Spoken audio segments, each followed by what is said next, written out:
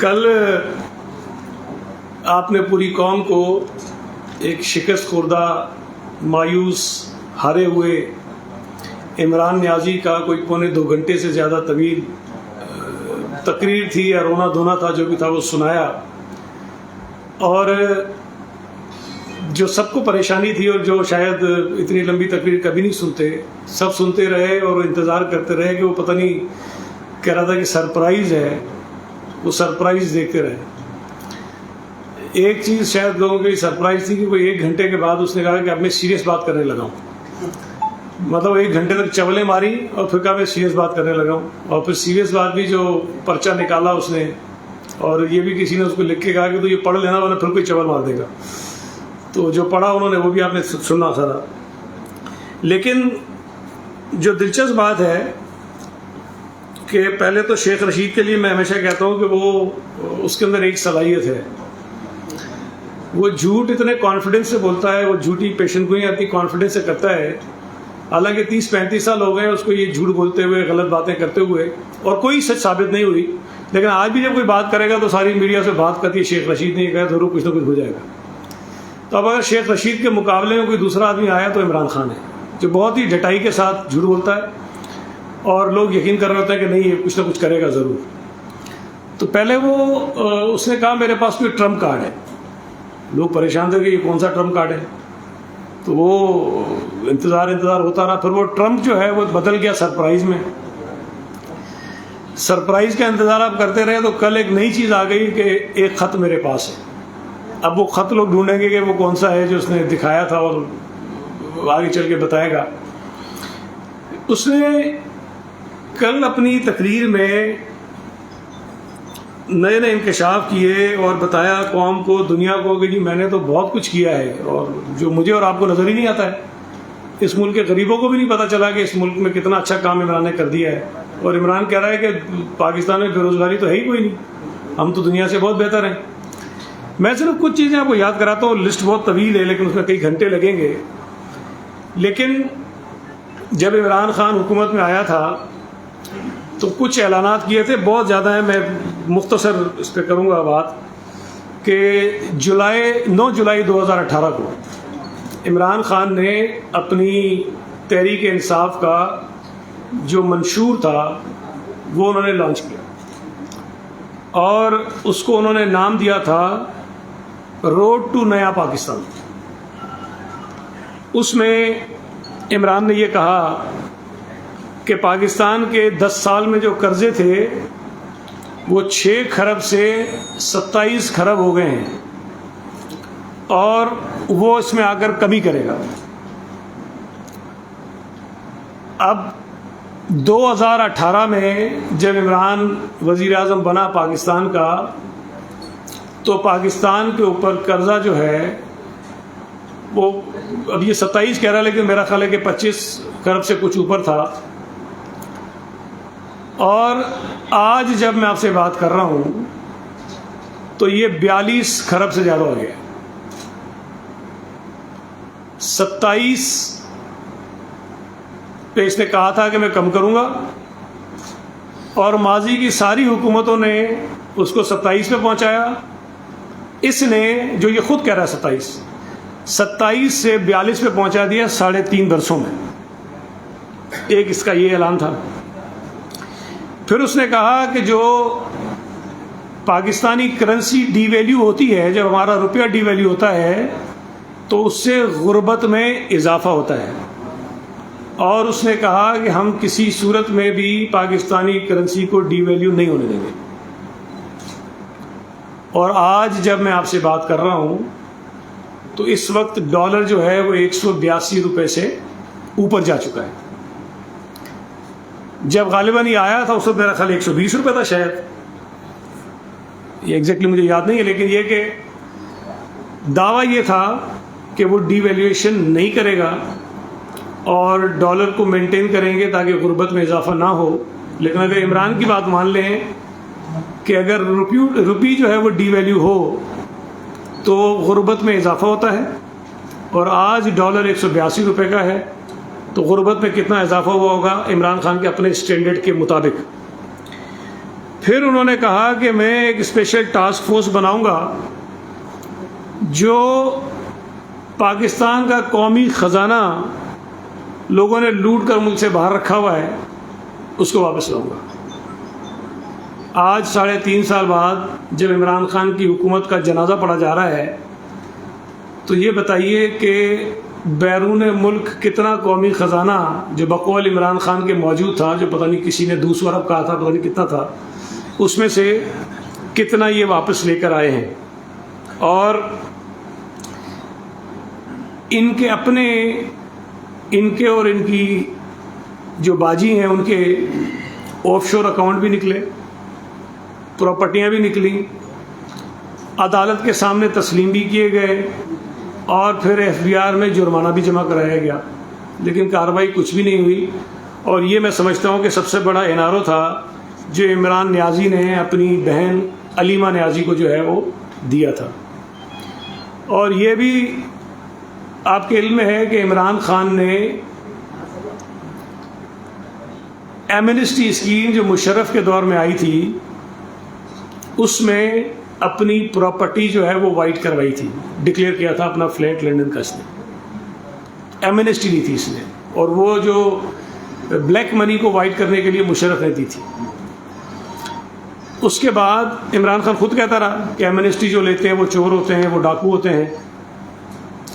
انہوں نے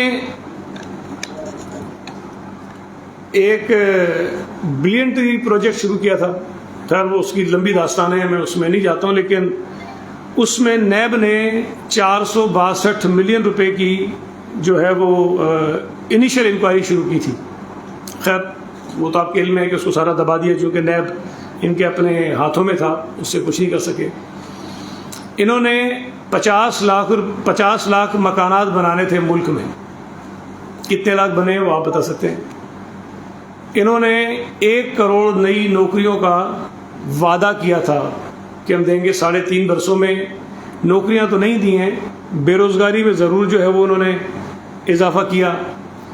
انہوں نے کہا تھا کہ ہم بیوروکریسی میں اور پولیس میں ریفارمز لے کر آئیں گے۔ میں یہ سمجھتا ہوں کہ پی ٹی آئی کی اس حکومت نے جہاں جہاں ان کی حکومتیں ہیں جتنے آئی جی تبدیل کیے ہیں، جتنے چیف سیکرٹری تبدیل کیے ہیں، جتنے سیکرٹریز تبدیل کیے ہیں، اور جتنے اور بیوروکریٹ آپ دیکھ لیں، ڈپٹی کمشنرز ہوں، جتنے تبدیل کیے، شاید پاکستان کی تاریخ میں کسی حکومت نے تبدیل کیے ہوئے۔ انہوں نے سب سے بڑا ریکارڈ قائم کیا ہے۔ تو میں تو ان کو یہ نہیں کہتا، حکومت برائے ٹرانسفر پوسٹنگ بھی یہ ہے۔ تو انہوں نے تبادلے کیے، کہتے یہ کچھ اور تھے۔ عمران خان نے کہا تھا کہ میں وزیر اعظم ہاؤس میں یونیورسٹی قائم کروں گا، وہ تو نہیں ہوئی، لیکن ایک کام ضرور ہوا تھا کہ حیدرآباد کی یونیورسٹی کا جو افتتاح ہے، جو تختی تھی، وہ پرائم منسٹر ہاؤس میں ضرور کہیں نہ کہیں لگی ہوئی ہوگی، وہ نہیں ہوئی، وہ ان کے سارے نعرے ہی رہ گئے۔ عمران خان نے یہ وعدہ کیا تھا کہ میں اسمبلی میں ہفتے میں 1 دن جو اسمبلی ہو رہی ہوگی، ارکان قومی اسمبلی کے سوالات کا جواب دوں گا، جو نارملی کویشچن آور ہوتا ہے، اس میں انہوں نے کہا تھا کہ وزیر اعظم جو ہے وہ جواب دے گا۔ جواب دینا تو دور کی بات ہے، عمران خان پاکستان کی تاریخ کا شاید سب سے کم اجلاس اٹینڈ کرنے والا وزیر اعظم ہے، اسمبلی میں نہیں آتا تھا، جواب دینا تو دور کی بات تھی۔ عمران خان نے کہا تھا میں پی ٹی وی کو خود مختار ادارہ بناؤں گا، وہ اتنا خود مختار ادارہ بن گیا ہے کہ کل کے جلسے کی کمپین جو ہے وہ پی ٹی وی چلاتا رہا ہے۔ وہ پی ٹی وی نہیں ہو گیا ہے، وہ پی ٹی آئی ہو گیا ہے، P T I T V ہو گیا ہے، وہ ان کے اس پہ ایجنڈے پہ چلتا رہا ہے۔ عمران خان نے وعدہ کیا تھا کہ وہ پورے ملک میں بڑے بڑے شہروں میں سرکاری اسپتالوں کو ریویمپ کرے گا اور state of the art hospitals بنائے گا۔ سندھ حکومت نے تو یہ کام ضرور کیا ہے، لیکن مجھے بتایا عمران خان کہ اس نے پاکستان کے کتنے اور کن شہروں میں جو ہے اسٹیٹ آف دا آرٹ جو ہے وہ ہاسپٹلز بنائیں۔ عمران خان نے کہا تھا کہ ہم گورنر ہاؤس کی دیواریں گرائیں گے اور عوام کے لیے اس کو اوپن کریں گے۔ کتنے گورنر ہاؤسز کی جو دیواریں ہیں وہ عمران خان نے گرائی ہیں، ذرا یہ بتائیں۔ عمران خان نے یہ کہا تھا کہ میں کشمیر کے مسئلے کو حل کروں گا، مسئلہ تو جہاں تھا وہاں ہوتا تب بھی ہم شکر ادا کرتے۔ اس نے کشمیر کے مسئلے کو اتنا پیچھے لے کر چلا گیا کہ شاید عمران کے آتے وقت جو اس کا سٹیٹس تھا، اس سٹیٹس کو لانے کے لیے پتہ نہیں پاکستانی آنے والی حکومتوں کو کتنی جدوجہد اور کوشش کرنی پڑے گی۔ عمران خان نے یہ کہا تھا کہ نریندر مودی اگر انڈیا میں جیت جائے گا تو اس سے کشمیر کا مسئلہ آسانی سے حل ہوگا، اور عمران خان نے کچھ روز قبل ایک جلسے میں یہ کہا کہ میں مودی کی خارجہ پالیسی کو سلام کرتا ہوں کہ اس کی ایک آزاد خارجہ پالیسی ہے، اور انڈیا کی جو خارجہ پالیسی ہے وہ وہاں کے عوام کے حق میں ہے۔ اس کا مطلب یہ ہے کہ عمران خان یہ تسلیم کر رہا ہے کہ پاکستان کی خارجہ پالیسی ناکام ہوئی ہے، اس لیے کہ اگر ہماری خارجہ پالیسی کامیاب ہوتی تو بھارتی خارجہ پالیسی ناکام ہوتی۔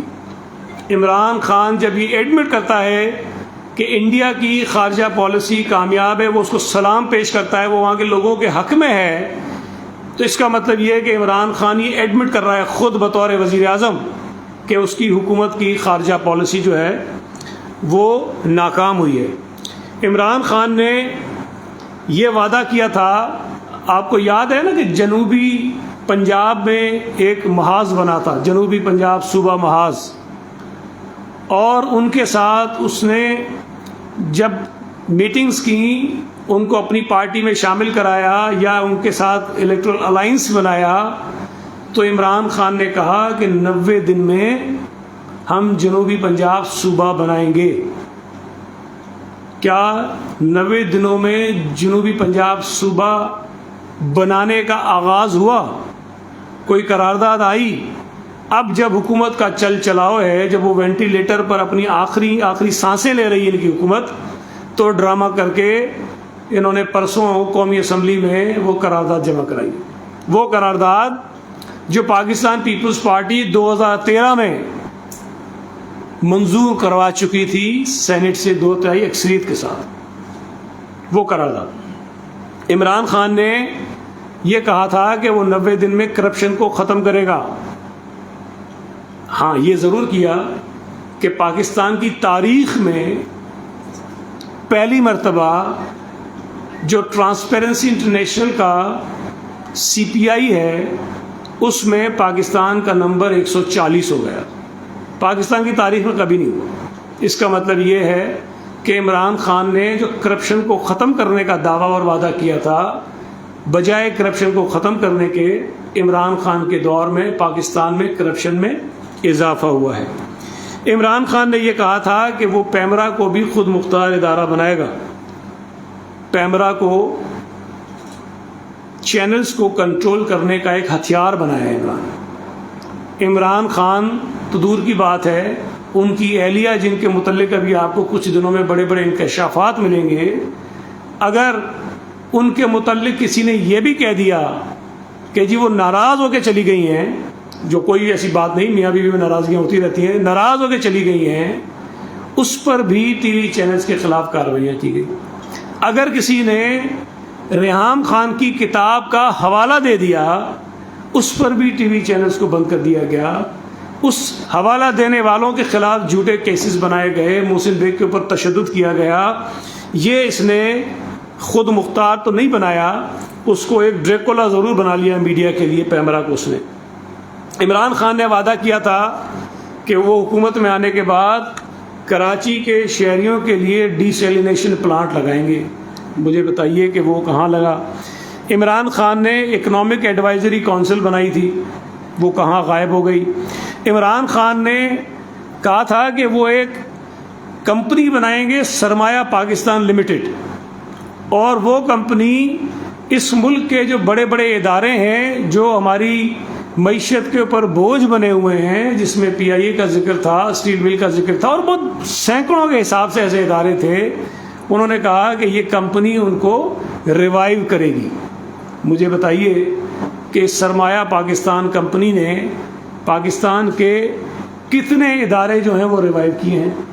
عمران خان نے اسٹیل مل میں آ کر لوگوں سے کچھ وعدے کیے تھے اور یہ کہا تھا کہ مسلم لیگ نون کی حکومت نے اسٹیل مل کو بند کر دیا ہے, تباہ کر دیا ہے. عمران خان آئے گا تو وہ اسٹیل مل کو بحال کرے گا. اس کی نجکاری کی مخالفت کی تھی اس نے. آج سوال یہ پیدا ہوتا ہے کہ 3.5 برس بعد جب عمران خان کا چل چلاؤ ہو رہا ہے تو اسٹیل مل کے ساتھ کیے گئے ان کے وعدے کہاں ہیں؟ عمران خان نے کہا تھا کہ ہم حکومت میں آئیں گے تو یہ جو پروٹوکول کلچر ہے اس کو ہم ختم کریں گے. آج مجھے یہ بتائیے کہ ان 3.5 برسوں میں جو عمران خان خود ہو یا ان کے کیبنٹ کے منسٹرز ہوں, ان کے اور سرکاری اہلکار ہوں, یا ان کے وہ ان الیکٹڈ جو کیبنٹ کے ممبرز بنا دیے گئے جن کے پاس رولز کے مطابق تو یہ بھی اختیار نہیں ہے کہ وہ پاکستان کا جھنڈا گاڑی پہ لگا سکیں. وہ جھنڈے بھی لگاتے ہیں, پورا پروٹوکول بھی انجوائے کرتے ہیں, وہ آپ خود ویڈیو دکھاتے ہیں, وزیر اعظم ہو یا ان کے کوئی اور لوگ ہو. عمران خان نے کہا تھا کہ وہ جب بیرون ملک سرکاری دوروں پر جائے گا تو وہ کمرشل فلائٹس پہ جائے گا. مجھے بتائیے کہ کتنے کمرشل فلائٹس عمران خان نے یوز کی ہیں. عمران خان نے یہ کہا تھا کہ وہ وزیر اعظم بننے کے بعد وزیر اعظم ہاؤس میں نہیں رہے گا. مجھے بتائیے کہ کیا عمران خان نے اپنے اس وعدے کو پورا کیا؟ عمران خان نے یہ بھی کہا تھا کہ وہ 100 دن شاید دورے پہ نہیں جائے گا, لیکن میرا خیال ہے شاید چلا گیا تھا, مجھے بھی یاد نہیں ہے. عمران خان نے یہ کہا تھا کہ وہ حکومت میں آنے کے بعد پیٹرول کی قیمتوں میں کمی کرے گا. 87 روپے کا پیٹرول تھا جب عمران خان حکومت میں آیا تھا, اور آج پیٹرول کی قیمت دگنی ہے. یہ عمران خان کا وعدہ تھا. عمران خان نے کہا تھا کہ قائد اعظم محمد علی جناح نے کبھی قرضے نہیں لیے تھے, میں بھی نہیں لوں گا. تو میں نے آپ کو بتایا کہ عمران خان نے اپنے 3.5 سالوں میں اتنے قرضے لے لیے جتنے پاکستان کی ساری حکومتوں میں 70 سالوں میں نہیں لیے تھے. انہوں نے 3.5 سال میں لے لیے. عمران خان نے سی پیک کے لیے کہا تھا, لیکن سی پیک کو بھی انہوں نے نقصان پہنچایا, آگے نہیں بڑھایا. بلوچستان میں انہوں نے کہا تھا کہ میری کنسیلیشن ڈرائیو شروع کروں گا. مجھے بتائیے کہ اس کا کیا ہوا ہے؟ عمران خان نے کہا تھا کہ میں آسٹیریٹی ڈرائیو شروع کروں گا, اخراجات میں کمی کروں گا, سادگی کروں گا. ذرا بتائیے کہ کیا عمران خان کے وزیر اعظم ہاؤس کے اخراجات میں کتنا اضافہ ہوا جب وہ آ کر بنے؟ یو ٹرن انہوں نے کتنے لیے ہیں اس میں میں نہیں جاتا ہوں, ہر چیز پہ اس نے جو ہے وہ یو ٹرن لیا تھا. اس نے کہا تھا کہ میں جوڈیشل ریفارمز لے کر آؤں گا اور بہت انقلابی اقدامات کروں گا تاکہ لوگوں کے جو کیسز ہیں وہ جلد از جلد ختم ہو جائیں. عمران خان نے گورنمنٹ کے جو سرکاری اسکول ہیں ان کو ریفارم کرنے کی بات کی تھی. وہ اس نے کیا کیا؟ عمران خان نے وعدہ کیا تھا کہ وہ کسی بین الاقوامی ادارے سے قرضہ اور امداد نہیں لے گا, کسی ملک سے نہیں لے گا. اس کا کیا ہوا؟ عمران خان نے کہا تھا کہ سول سروسز کے اندر کسی قسم کی پولیٹیکل انٹرفیرنسز نہیں ہوں گی. آج میں نہیں کہہ رہا ہوں, ان کے اپنے لوگ, ان کے اپنے ایم این ایز, ان کا ایک ایم این اے تو میں نے سنا ٹی وی پہ بیٹھ کے, اس نے کہا کہ میں نے خود پنجاب کے سی ایم سیکریٹریٹ میں بیٹھ کر پیسے دے کر کام کروایا ہے. ایم این اے کہہ رہا ہے پی ٹی آئی کا. ہر شخص جانتا ہے کہ پنجاب میں ڈپٹی کمشنر اور ڈی پی اوز کے لگنے کی جو قیمت ہے وہ 3 سے 3.5 کروڑ روپے ہے پنجاب پورے میں. سیاسی مداخلت ختم کرنے کی بات کرتے ہیں. آپ کو نہیں پتا کہ پاک پتن کے ڈی پی اوز کے, ڈی سیز کے ٹرانسفر کون کرواتا تھا, کیسے کرواتا تھا؟ ایک ڈی پی او جو شروع میں وہاں سے ہٹایا گیا, اور یہ میں آپ کو بتاؤں کہ وہ اچھا آفیسر تھا, عمران خان کے دور میں اس کو کہیں پوسٹنگ نہیں ملی. سندھ حکومت نے اس کی ریکویزیشن دی کہ اس کو سندھ میں بھیج دیں, اس کو نہیں بھیجا گیا. یہ تو عام طور پہ ہوتا ہے نا کہ اگر ریکویزیشن دیتے ہیں کہ بھائی فلاں آفیسر ہمیں دے دیں. یہ سیاسی مداخلت سے پاک حکومت کے حال ہیں کہ کیا بولتے ہیں وہ, ایک تو سوتن ہوتی ہے نا, تو یہ عمران خان کی سوتن تو نہیں ہے, وہ مانیکا صاحب کیا ہیں ان کے, کیا ہوتے ہیں مجھے نہیں پتا کیا ہوتے ہیں. لیکن بہرحال ان کا بھی اتنا چلتا ہے جی کہ وہ افسر ہٹ بھی گیا اور آج تک اس کو جو ہے وہ پوسٹنگ نہیں مل سکی ہے. تو یہ بہت ساری چیزیں ہیں اور بہت ہیں جو ہم بتانا شروع کریں گے تو پتہ نہیں کتنے گھنٹے لگ جائیں گے. ویڈیو کلپس ہیں میرے پاس جو انہوں نے دعوے کیے تھے، لیکن میں یہ صرف چند چیزیں اس لیے بتانا چاہتا ہوں کہ جب وہ قوم کے سامنے بڑی ڈٹائی کے ساتھ کھڑے ہو کے کہہ رہا تھا کہ میں نے تو پتہ نہیں کیا کیا کر دیا ہے، میرا سوال یہ ہے کہ جو عمران خان نے وعدے کیے تھے، جو عمران خان نے دعوے کیے تھے، جو میں نے کچھ آپ کو بتائے.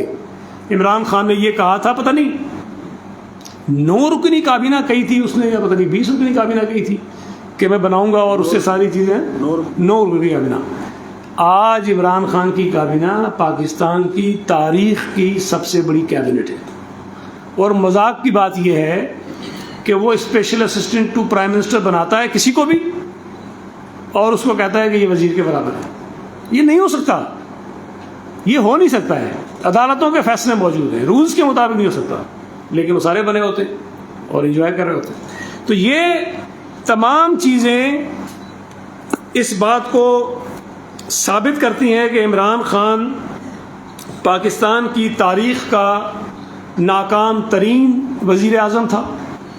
اور جو لوگ کل سے یہ واویلا کر رہے ہیں کہ عمران خان الیکشن میں جائے گا اور 2/3 میجورٹی لے کر آئے گا اور مقبول ترین آدمی ہے، تو میں صرف ان لوگوں کی یاد دہانی کے لیے بتا دوں کہ 2018 کے الیکشن میں جو متنازع الیکشن تھے، جس میں پی ٹی آئی کے لوگوں کو زبردستی جتوایا گیا، پی ٹی آئی میں مختلف جماعتوں کے لوگوں کو توڑ توڑ کر شامل کروایا گیا، اس 2018 کے الیکشن میں پی ٹی آئی کو کوئی 1,60,00,000 سے زائد ووٹ پڑے تھے. ان تمام دھاندلیوں اور بدماشیوں کے بعد 1,60,00,000 کے قریب، تھوڑا سے زائد ووٹ پڑے تھے اس سے. اور جو پی ٹی آئی کی مخالفت میں ووٹ پڑے تھے، یعنی جو اور جماعتوں نے لیے تھے، وہ 3,40,00,000 سے زیادہ ووٹ تھا. مطلب پی ٹی آئی سے دگنے ووٹ، جتنے پی ٹی آئی نے ووٹ دیے تھے اس سے دگنے ووٹ جو ہیں وہ پی ٹی آئی کے علاوہ دیگر جماعتوں کو پڑے تھے. اور اگر صرف پی ڈی ایم میں شامل جماعتیں اور پیپلز پارٹی کو شامل کر لیں، جو اس وقت فرنٹ لائن پر اپوزیشن پارٹیز ہیں، میں ان کی اتحادیوں کو بھی نکال دیتا ہوں، جو فرنٹ لائن پہ اپوزیشن پارٹیز ہیں، ان کے کوئی 2,34,00,000 ووٹ ہیں. عمران خان کی جماعت سے زیادہ ووٹ ان کے ہیں.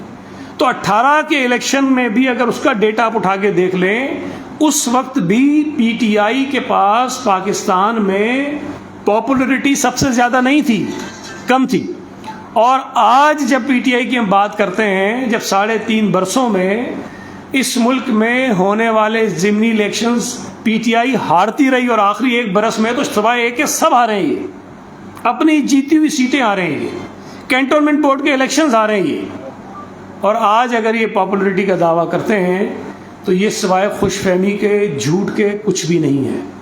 کل عمران خان نے جو یہ دعوے کرتا تھا کہ میں ان سب کو رلاؤں گا، یہ کہتا تھا نا میں رلاؤں گا سب کو، عمران خان پچھلے 10 دنوں سے داڑیں مار مار کر رو رہا ہے. عمران خان لوگوں کے پیر پکڑ رہا ہے. عمران خان اپنی ناک اور اپنا ماتھا گھسیٹ رہا ہے لوگوں کے قدموں میں کہ مجھے بچا لو، مجھے بچا لو.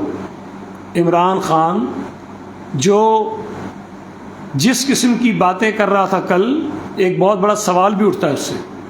اس نے کہا کہ اس ملک کے خلاف ایک بین الاقوامی سازش ہو رہی ہے، اور اس نے کہا کہ مجھے 3 مہینوں سے پتا تھا کہ یہ سازش ہو رہی ہے، 3 مہینوں سے. سوال یہ پیدا ہوتا ہے کہ جو وزیر اعظم پاکستان کے عہدے پر شخص فائز ہو، اسے 3 مہینے سے یہ پتا ہو کہ پاکستان کے خلاف سازش ہو رہی ہے، تو وہ خاموش کیوں رہا؟ اس نے اس سازش کو بے نقاب کیوں نہیں کیا؟ اس نے اس سازش کو ناکام بنانے کے لیے قوم کو اعتماد میں کیوں نہیں لیا؟ دیکھیں، ایک چیز سمجھنے کی ضرورت ہے. عمران خان کے خلاف سازش ایک الگ چیز ہے، ملک کے خلاف سازش ایک الگ چیز ہے. میری ذات کے خلاف کوئی سازش ہو، اس کی کوئی الگ اہمیت اور حیثیت ہے. ملک کے خلاف جب سازش ہوتی ہے تو اس کی اہمیت اور حیثیت الگ ہو جاتی ہے. اگر تو عمران خان کے خلاف اس کو ہٹانے کے لیے کوئی کام ہو رہا ہے تو ہمیں اس کا کوئی فرق نہیں پڑتا، وزیر اعظم آتے ہیں، وزیر اعظم جاتے ہیں. لیکن ملک نے، قوم نے، ریاست نے رہنا ہوتا ہے. وزیر اعظم نے اگر اس سازش کے اوپر خاموشی اختیار کی ہے تو وزیر اعظم اس سازش کا حصہ ہے، وزیر اعظم اس سازش میں شامل ہے۔ وزیر اعظم سے اس بات پہ جواب طلبی ہونی چاہیے کہ وہ کون سی سازش تھی جو ملک کے خلاف ہو رہی تھی اور تم اس پہ چپ رہے ہو۔ میں یہ سمجھتا ہوں کہ کل کے جلسے میں جو سب سے بڑا سرپرائز تھا وہ یہ تھا کہ پہلی مرتبہ مغرب کے وقت فجر کی اذان ہوئی، اور مطلب حالت تو دیکھیں نا، عالم دیکھیں آپ، وہ آدمی مذہب کا ٹھیکیدار بنا ہوا ہے، وہ آدمی ہر تقریر میں پوری دنیا کے مسلمانوں کو اسلام پڑھاتا ہے، بتاتا ہے کہ ہمارا مذہب کیا کہتا ہے۔ وہ آدمی جس نے خود ساری زندگی مذہبی احکامات کی دھجیاں اڑائی ہیں، مذہب نے جس جس کام سے منع کیا عمران خان نے وہ کام ڈٹ کر کیا، آج بھی کر رہا ہے عمران خان۔ دیکھیں، میں اگر خود سگریٹ پی رہا ہوں نا تو مجھے یہ اخلاقی طور پر حق نہیں ہے کہ میں کسی کو کہوں کہ تم سگریٹ مت پیا کرو۔ میں کہہ سکتا ہوں اس لیے کہ میں نہیں پیتا ہوں، تو مجھے حق ہے میں کہوں بھائی یہ بری چیزیں مت کرو، لیکن وہ سارے دھندے، وہ کرتوت جس سے مذہب ہمیں روکتا ہے، وہ عمران خود سب کرتا ہو، کھلم کھلا کرتا ہو۔ ان کے اپنے ساتھی جو اس کے سہولت کار ہیں وہ خود بتاتے ہو کہ ہاں یہ کام کرتا ہے اور ہم سہولت کار ہیں، وہ مائک کے سامنے کھڑا ہو کے لوگوں کو درس دینا شروع کر دے اور پتہ نہیں کون کون سے حوالے دیتے ہیں، اس کو خود بھی نہیں پتا اس کو کہ جو باتیں وہ کر رہے ہیں وہ ہیں کیا، مذہب اس کے متعلق کہتا ہے کیا ہے۔ تو عمران خان کے اندر اس سے بڑی منافقت، اس سے بڑا جھوٹ، اس سے بڑا دھوکہ کوئی ہو نہیں سکتا کہ جب آپ کے پلے کچھ نہیں بچتا تو آپ مذہب کے جھوٹے حوالے دے کر لوگوں کو گمراہ کرنے کی اور ان کے جذبات سے کھیلنے کی کوشش کرتے ہیں۔ عمران خان کا چل چلاؤ ہو گیا ہے، اور آج تقریر میں جو اس نے کی اس سے بھی ظاہر ہو گیا، لیکن آج قومی اسمبلی کا جو اجلاس ہوگا اس میں عمران خان کی حکومت کا جو ہے وہ انشاءاللہ تعالی جنازہ پڑھا جائے گا۔ اور عمران خان اگر شہید ذوالفقار علی بھٹو کے حوالے دیتا ہے تو ایک بات اس کو سمجھ میں آنی چاہیے کہ ذوالفقار علی بھٹو نے ایک ٹوٹے ہوئے پاکستان کو سنبھالا تھا، ایک بکھرے ہوئے پاکستان کو سنبھالا تھا، ایک اجڑے ہوئے پاکستان کو سنبھالا تھا۔ اس پاکستان کو نہیں جو قائد اعظم محمد علی جناح نے بنایا تھا، اس پاکستان کو جو دو ٹکڑے ہو گیا تھا، جو قوم ڈی مورلائز تھی، ذوالفقار علی بھٹو نے اس قوم کو ایک نیا مورل دیا تھا۔ ذوالفقار علی بھٹو نے پاکستان کو ایٹمی طاقت بنایا، اس لیے دنیا اس کی دشمن ہوئی۔ ذوالفقار علی بھٹو نے دنیا کے مسلمانوں کو اکٹھا کر کے ایک طاقت بنایا جب دنیا اس کے مخالف تھی۔ ذوالفقار علی بھٹو نے تھرڈ ورلڈ کنٹریز کو ایک ساتھ کیا، ایک بلاک بنانے کی بات کی، اس لیے دنیا کی بڑی طاقتیں اس کے خلاف تھیں۔ ذوالفقار علی بھٹو اس وقت دنیا کی بڑی طاقتوں کو چیلنج کر رہا تھا۔ ذوالفقار علی بھٹو نے اس ملک کے لوگوں کو آواز دی تھی۔ ذوالفقار علی بھٹو نے اس ملک کے لوگوں کو ان کی حیثیت اور جو اوقات تھی اس کا احساس کرایا تھا۔ ذوالفقار علی بھٹو نے اس ملک میں سرمایہ داروں کے خلاف، جاگیرداروں کے خلاف ایک جو ایلیٹ کلاس تھی، جو غریب کو ایک بہت نچلے درجے کا شہری سمجھتی تھی، اس کو ان کے برابر لا کے کھڑا کیا تھا۔ عمران کی حیثیت کیا ہے؟ عمران خان ذوالفقار علی بھٹو کے جوتے کی راکھ کے برابر بھی نہیں ہے، اور عمران خان جیسا ڈفر اور نالائق وزیر اعظم اگر کسی ملک کا ہو تو آپ کی جو دشمن طاقتیں ہوتی ہیں وہ خوش ہوتی ہیں کہ ایک نالائق حکمراں بیٹھا ہے ہمارے دشمن ملک کے اندر، یا ایسے ملک کے اندر جس کو ہم پسند نہیں کرتے ہیں۔ تو تم تو بھائی لوگوں کے لیے ایک لاٹری تھے، تم تو سوٹ کرتے ہو مودی کو، تم تو سوٹ کرتے ہو امریکہ کو، تم سوٹ کرتے ہو طاقتوں کو، اس لیے کہ تم ایک کمزور اور نالائق وزیر اعظم ہو۔ تو ذوالفقار علی بھٹو بننے کے لیے جان دینی پڑتی ہے، ذوالفقار علی بھٹو بننے کے لیے دنیا کی طاقتوں کو چیلنج کرنا پڑتا ہے، ذوالفقار علی بھٹو بننے کے لیے جو سلاخیں ہوتی ہیں اس کو تو چھوڑیں، جو سزائے موت کے قیدی جس کھولی میں زندگی گزارتے ہیں اس میں ذوالفقار علی بھٹو نے زندگی گزاری ہے۔ تم تو خود بڑے فخر سے بتاتے ہو کہ میں تو دیوار پھلانگ کے بھاگ گیا تھا جب پولیس مجھے پکڑنے آئی تھی، تم تو خود کہتے ہو کہ اگر مجھے جیل میں ڈال دیا جائے تو میں تو کان پکڑوں گا، توبہ کروں گا، جان چھڑاؤں گا. یہ ساری اس کی باتیں تھیں. تو میں یہ سمجھتا ہوں کہ عمران خان کے جو مرثیے تھے وہ ختم ہو گئے. عمران خان پاکستان کی تاریخ کا حصہ بننے والا ہے. عمران خان کی حکومت کے ساتھ ساتھ پی ٹی آئی بھی ختم ہونے والی ہے. عمران خان کے ساتھ جو لوگ بیٹھے ہیں، آج بھی میں آپ کو کہہ رہا ہوں کہ جو لوگ ساتھ بیٹھے ہیں وہ لوگ بھی عمران خان کے ساتھ نہیں. بہت شکریہ. اچھا یہ بتا دیں کہ یہ فرمائیے کہ کل یہ بھی کہا گیا کہ مولانا فضل الرحمان بھٹو صاحب کے جو عالمی سازش بنی تھی ان کے اسسینیشن کرنے کی اور جو عدالتی قتل تھا اس میں وہ شریک تھے، اور اب مقتول اور قاتل ساتھ ہیں. تو اس کی وضاحت کریں کہ کیا واقعی مولانا فضل الرحمان اس وقت اس سازش میں انوالو تھے یا نہیں تھے؟ عمران خان کو پاکستان کی تاریخ کا بھی اتنا ہی پتہ ہے جتنا اس کو اردو کا پتہ ہے، جتنا دنیا کے جغرافیہ کا پتہ ہے. شہید ذوالفقار علی بھٹو کی حکومت جو ہے وہ 1977 میں ختم ہوئی اور پی این اے کی تحریک چلی تھی جس میں ساری جماعتیں شامل تھیں پیپلز پارٹی کے علاوہ. ضیاء الحق نے 90 دن میں الیکشن کا وعدہ کیا. الیکشن کا وعدہ پورا نہیں ہوا، وہ کھینچتا گیا. پھر اس کے بعد ایک ایم آر ڈی بنی اور ایم آر ڈی کے اندر وہ ساری جماعتیں شامل تھیں، جو تقریباً ساری جماعتیں شامل تھیں، ایک دو کو چھوڑ کے، جو پی این اے میں شامل تھیں. اور ان جماعتوں نے مل کر یہ فیصلہ کیا کہ اس ملک میں ضیاء الحق کی آمدید کے خلاف جدوجہد کرنی اور اس ملک میں جمہوریت کو بحال کرنا ہے. اور ان لوگوں نے اپنی غلطیاں تسلیم کی.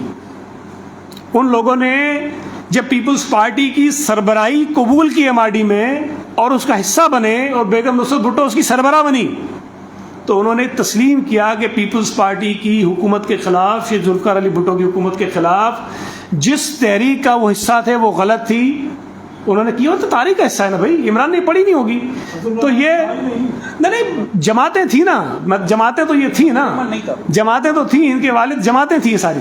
تو میں یہ کہہ رہا ہوں نا کہ عمران خان کو پاکستان کی تاریخ کا کچھ نہیں پتا، اس لیے وہ اتنی بات کرے جتنا اس کو پتا ہے. پیپلز پارٹی کی یہ ہسٹری ہے کہ ہم نے بہت بڑے بڑے نقصانات اٹھائے. شہید ذوالفقار علی بھٹو کا نقصان اٹھایا، شہید بی بی کا نقصان اٹھایا، ان کی کئی برس ان کے جیلوں میں کٹے، ان پہ جھوٹے مقدمات بنے. لیکن اس ملک میں جب جمہوریت کی بات آتی ہے، جب پارلیمنٹ کی بالادستی کی بات آتی ہے، جب عوام کے حق حاکمیت کی بات آتی ہے، جب آئین کی بالادستی کی بات آتی ہے، تو پیپلز پارٹی کی قیادت نے اپنے ان سارے دکھوں کو، تکلیفوں کو، رنجوں کو ایک طرف رکھا ہے. ہم پی این اے کی جماعتوں کے ساتھ ایم آئی ڈی میں بھی رہے، ہم نواز شریف کے ساتھ اے آئی ڈی میں بھی رہے. ہم نے نواز شریف کے ساتھ مل کے بھی مشرف کے خلاف جدوجہد کی، اس نواز شریف کے خلاف جس کے اوپر یہ الزام تھا کہ اس نے پیپلز پارٹی کی قیادت کے خلاف کیسز بنوائے. تو یہاں ایک بہت واضح چیز ہے کہ جہاں اس ملک میں جمہوریت کی بات ہوگی، جہاں اس ملک میں آئین اور قانون اور پارلیمنٹ کی عدالت کی بالادستی کی بات ہوگی، اس ملک میں اظہار رائے کی آزادی کی بات ہوگی، پیپلز پارٹی تمام سیاسی جماعتوں کے ساتھ کھڑی ہوتی ہے. اچھا یہ بتا دیں کہ لگ رہا ہے جو موومنٹ ہو رہا ہے، خاص طور پر جو اتحادی جماعتیں ہیں اور خود وہ جو ہے نا پی ٹی آئی کے اراکین قومی اسمبلی جو آپ سے ملے ہوئے، لگ رہا ہے کہ جو ہے نا یہ عدم اعتماد کی تحریک کامیاب ہوگی. لیکن اس کے بعد آپ یہ مجھے بتا دیں کہ اپوزیشن جماعتوں کے پاس کیا ایسا فارمولہ ہے کہ جو یہ مسائل کا جو دلدل بنا ہوا ہے ملک، اس کو کس طرح نکالے گی؟ کیونکہ ہمیں جو لگ رہا ہے کہ جو اپوزیشن جماعتیں ہیں وہ خود چوچو کا مربع ہیں، مطلب ان میں کوئی سیاسی اور نظریاتی مطابقت نہیں ہے آپس میں. تو کس طرح اس مسائل کے دلدل سے نکالا جائے گا اگر وزیر اعظم کے خلاف عدم اعتماد کی تحریک کامیاب ہوئی؟ دیکھیں، پہلی بات تو یہ ہے کہ عمران خان جتنا نالائق آدمی اگر اس ملک کو بہت بڑے بحرانوں میں دھکیل کے جائے گا تو یہ کسی بھی آنے والی حکومت کے لیے آسان تو نہیں ہوگا نا کہ اگلے دن سے چیزیں ٹھیک ہو جائیں. لیکن ایک چیز کا آپ کو بھی پتہ ہے اور مجھے بھی پتہ ہے کہ اپوزیشن جماعتوں کی جو لیڈرشپ ہے عمران خان سے 1 گنا 2 گنا نہیں 1000 گنا جو ہے وہ پولیٹیکلی زیادہ میچور ہے اور وہ ملک کے حالات اور معاملات کو زیادہ بہتر سمجھتے ہیں. میں سب کی بات کر رہا ہوں جو اپوزیشن میں سب بڑی لیڈرشپ ہے. ایک چیز آپ کو یاد کراؤں کہ جب عمران خان وزیر اعظم بنا تھا تو باوجود بہت شدید ریزرویشنز کے آصف علی زرداری صاحب نے, بلاول بھٹو زرداری نے, شہباز شریف نے اسمبلی میں کھڑے ہو کے یہ کہا تھا کہ آئیے مل کر ایک چارٹر آف اکنامی بناتے ہیں اور مل کر اس ملک کے لوگوں کو بحران سے نکالتے ہیں, اس ملک کے حالات کو ٹھیک کرتے ہیں. عمران خان نے اس آفر کو تسلیم نہیں کیا, بلکہ وہ اپوزیشن کے لوگوں کے پیچھے پڑ گئے اور کہا کہ میں ان کو چھوڑوں گا.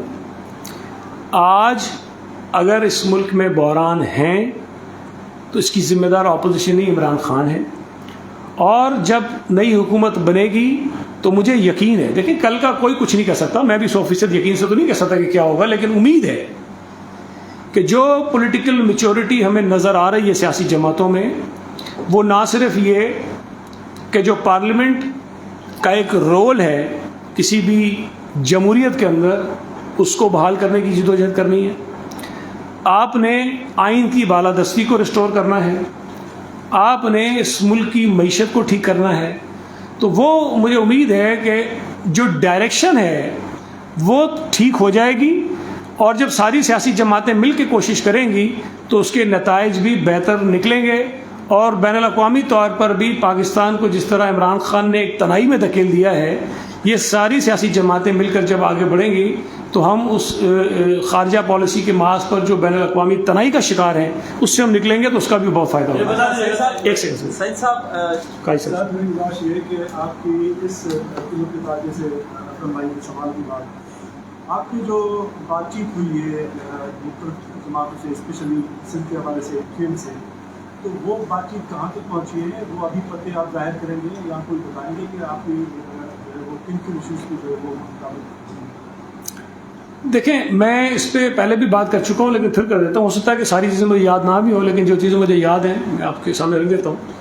دیکھیں ایک تو یہ بات میں نے پہلے بھی کہی اور یہ بات ایم کیو نے بھی کہی, تو ظاہر ہے کہ میری اور ان کی بات میں فرق نہیں ہے, تو یہ اس سے ثابت ہوتا ہے کہ بات دونوں طرف سے درست ہے. ایم کیو ایم نے سندھ حکومت میں شامل ہونے کے لیے یا وزارتیں مانگنے کے لیے کوئی مطالبہ نہیں کیا. جو باتیں انہوں نے کہیں, انہوں نے کہا کہ لوکل گورنمنٹ کا جو قانون ہے اس کو سپریم کورٹ کے فیصلے کے مطابق امینڈ کریں. ہم پہلے ہی کر رہے تھے, ہم نے سپریم کورٹ کے فیصلے کو چیلنج نہیں کیا, ہم کرنے کو تیار ہیں, کوئی ایشو نہیں اس میں. ایم کیو ایم نے کہا کہ صوبہ سندھ میں جعلی ڈومیسائل بننے کا ایشو ہے. یہ ایشو ایم کیو ایم کا نہیں, یہ ایشو ہمارا بھی ہے, آپ کا بھی ہے, سب کا ہے.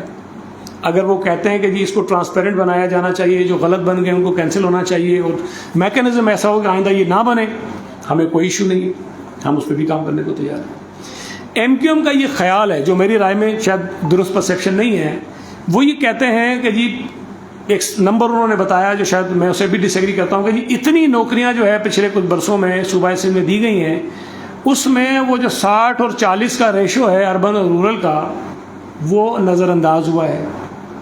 ہم نے کہا جی جو ڈیٹا آپ کے پاس ہے بیٹھ کے اس کو دیکھ لیتے ہیں, اگر اس میں آپ کی ریزرویشنز ٹھیک ہے تو ہم اس کو درست کرنے کو تیار ہیں. 60-40 کا جو ریشو ہے اربن رورل کا, اس کو امپلیمنٹ ہونا چاہیے, اس میں کوئی ایشو نہیں ہے. انہوں نے کہا کہ پروونشل فائننس کمیشن بننا چاہیے, اس پہ بھی ہم پہلے آگے بڑھ چکے ہیں, ہم وہ بنا رہے ہیں. انہوں نے اسی طرح کی چیزیں کہی ہیں جو مجموعی طور پر اس طرح کی ہیں جس پہ ہمیں اصولی طور پہ کوئی اختلاف نہیں ہے.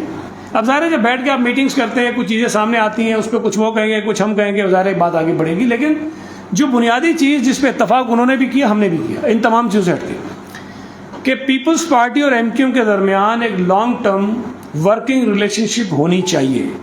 وہ ہمارے ساتھ حکومت میں شامل ہوتے ہیں, نہیں ہوتے ہیں, نو کانفیڈنس کے ساتھ آتے ہیں, نہیں آتے ہیں, لیکن ایک ورکنگ ریلیشن شپ ہونی چاہیے, اور اس پر ہم نے اتفاق کر لیا ہے. بلاول صاحب نے بھی اتفاق کیا, آصف صاحب نے بھی اتفاق کیا, اور ایم کیو نے بھی اتفاق کیا.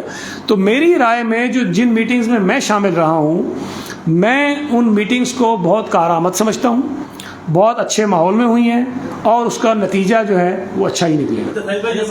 ایک بڑا جی, آج سے مہینہ دو پہلے آپ کہتے رہے کہ یہ الطاف حسین بننا چاہتے ہیں, دہشت گرد ہیں, اور یہ لوگوں کو قتل کرنا چاہتے ہیں, شہر کا ماحول خراب کرنا چاہتے ہیں کہ باپ کا شہر نہیں ہے. اب اسی ایم کیو ایم کے باپ کا شہر نہیں رہے گا, یہ دہشت گرد نہیں رہیں گے جن کو آپ کہہ رہے تھے کہ یہ الطاف حسین بننا چاہتے ہیں, اب یہ الطاف حسین بننے کی حرکتیں نہیں کریں گے. دیکھیں جب میں نے یہ باتیں کہی ہیں نا, میں نے ساتھ میں ایک اور بات بھی کہی ہے ہمیشہ, میں نے ہمیشہ یہ کہا کہ اگر کوئی یہ کہتا ہے کہ ایم کیو ایم ختم ہو گئی ہے تو یا ایم کیو ایم کا ووٹ میں ختم ہو گیا تو یہ غلط ہے. ایم کیو ایم ایک حقیقت ہے, ان کو ووٹ ملتا ہے, اور یہ الگ بات ہے کہ جی 2-3 لاکھ نہیں ملتا, لیکن چلے 60,000 70,000 مل جاتا ہے. وہ کچھ سیٹیں جیتتے ہیں, کراچی سے بھی جیتتے ہیں, حیدرآباد سے بھی جیتتے ہیں. اب اگر میں کہوں کہ جی نہیں میں تو مانتا ہی نہیں جو یہ جیت گئے, تو مجھ سے بڑا بیوقوف کوئی نہیں ہے. جو ان کا مینڈیٹ ہے, جو ان کا پولیٹیکل رول ہے, اس کو ہم تسلیم کرتے ہیں اور ہمیں تسلیم کرنا چاہیے. اگر ایم کیو ایم نے کوئی ایسی حرکتیں کی ہیں جس کے خلاف قانون کے مطابق کارروائی ہونی چاہیے, وہ ہوئی ہے, آئندہ کریں گے تب بھی ہوگی. تو جہاں تک ایم کیو ایم کے پولیٹیکل رول کی بات ہے, اس کو شہید محترمہ بینظیر بھٹو صاحبہ نے بھی ہمیشہ تسلیم کیا. وہ بھی کہتی تھی کہ ایم کیو ایم کے 2 ونگ ہیں. الطاف حسین کے وقت میں, تو میں تو بی بی شہید کے وقت کی بات کر رہا ہوں, کہ ایک ملیٹنٹ ونگ ہے جس سے ہم نے بات نہیں کرنی ہے, ایک ان کا پولیٹیکل ونگ ہے, ایک پولیٹیکل رول ہے جس سے ہم نے بات کرنی ہے, جس کو ہم نے انگیج کرنا ہے, جس کو ہم نے اسپیس دینی ہے.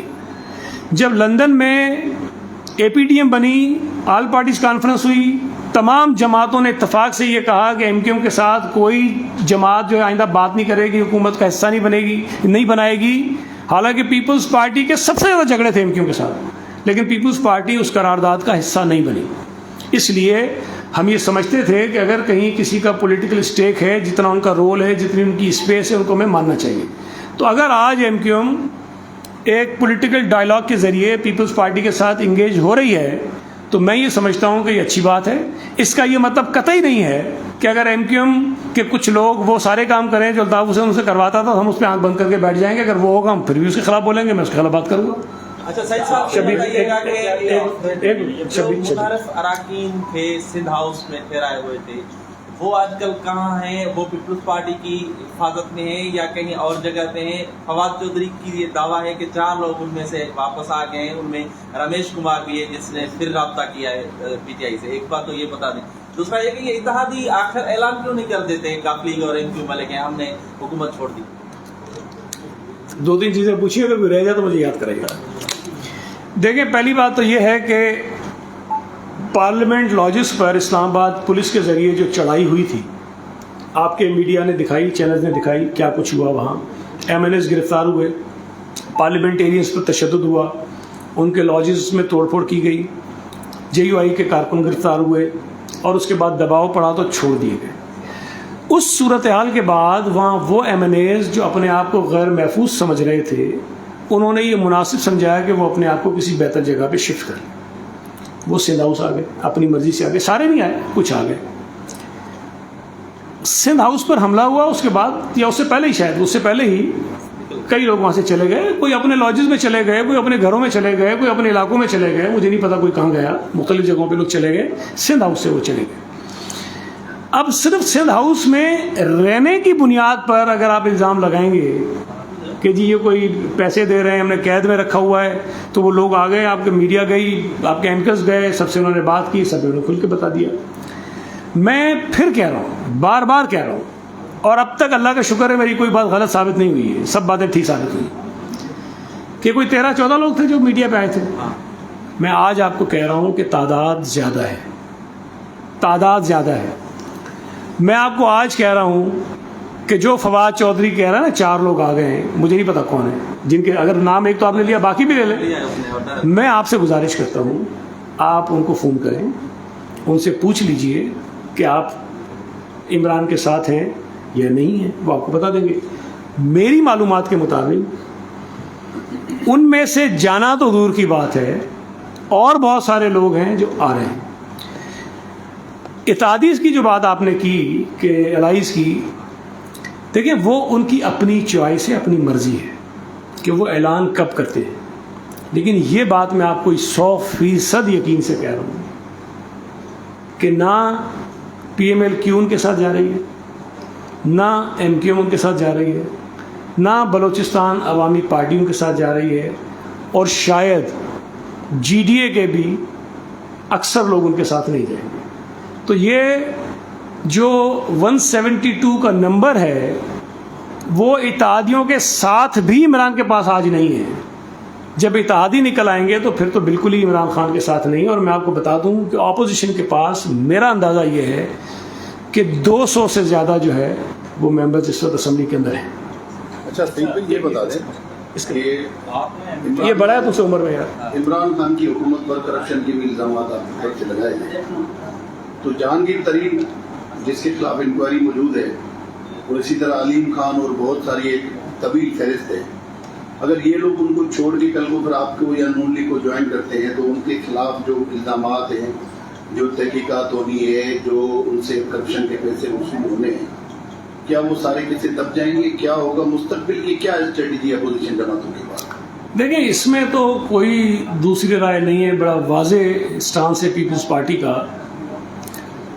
کہ اکاؤنٹیبلٹی ہونی چاہیے، اکراس دا بورڈ ہونی چاہیے، اور تمام لوگوں کی ہونی چاہیے. یہ جو ججز کی اکاؤنٹیبلٹی کا میکینزم الگ ہے، فوج کی اکاؤنٹیبلٹی کا میکینزم الگ ہے، سیاستدانوں کی اکاؤنٹیبلٹی کا میکینزم الگ ہے، بیوروکریسی کی اکاؤنٹیبلٹی کا میکینزم الگ ہے. اگر آپ یہ الگ الگ چیزیں کریں گے تو یہ ڈسکرمنیشن ہے جو ہمارے آئین کے جو بنیادی روح ہے اس کے خلاف ہے.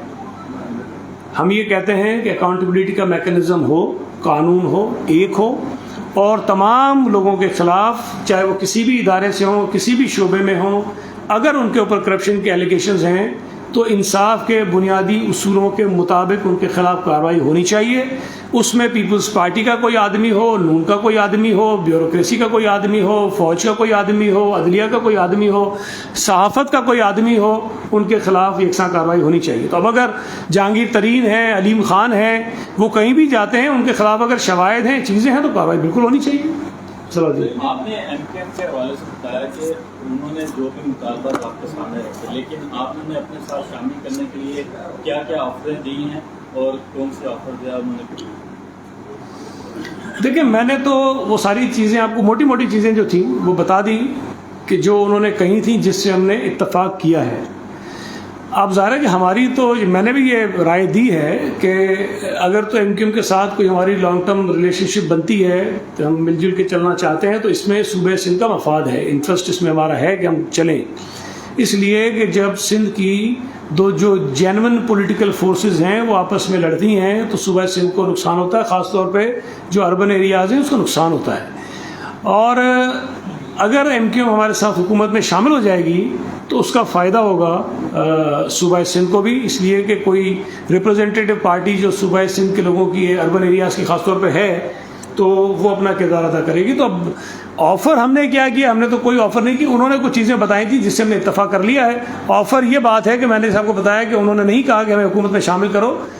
ہماری طرف سے یا میری طرف سے یا کچھ لوگوں کی طرف سے یہ رائے تھی کہ ان کو حکومت میں شامل کیا جانا چاہیے. اب وہ ان کی مرضی ہے، اگر آئیں گے تو شامل ہو جائیں گے، نہیں آئیں گے تو نہیں ہوں گے.